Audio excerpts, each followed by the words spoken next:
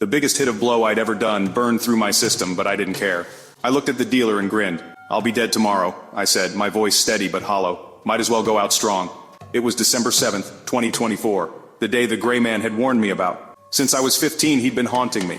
At first it was just his voice in dreams, deep and chilling. "You will meet death on December 7th, 2024. Then, as I got older, the voice became a face, a gray, ethereal head with hollow eyes and a jagged scar cutting diagonally across his face. His visits became more frequent, his warnings clearer, and my life spiraled out of control. For 20 years I waited for this day, numbing the fear with drugs, booze, and empty relationships. Now it was here, and I wasn't about to face it sober. I spent the day getting high and drunk, the dealer hanging around longer than usual, probably because he saw an opportunity. By nightfall, I blacked out on the couch, only to wake up to the sound of cabinets slamming. I blinked, groggy and nauseous, and saw him rifling through my stuff, my wallet in one hand, and my phone in the other. "Hey!" I shouted, stumbling to my feet. The dealer turned, sneering, and landed a punch that sent me sprawling. My head hit the floor, but my hand found an empty scotch bottle.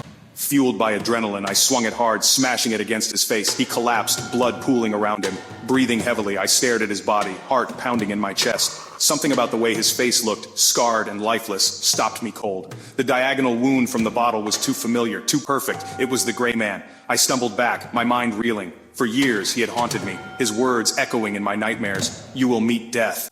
All along, I thought he meant my death, but now it was clear. He'd been warning me about himself, and I was the one who killed him.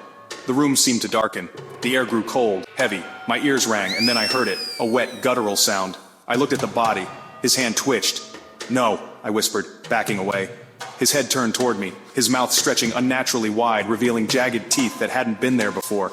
His hollow eyes locked onto mine, and his voice, low and resonant, filled the room. "You were always mine," I screamed, stumbling over furniture as his body jerked upright, impossibly fast. The sirens outside grew louder, but they felt distant, meaningless. All that existed was the gray man, his scarred face now more monstrous than ever, rising from the pool of his own blood.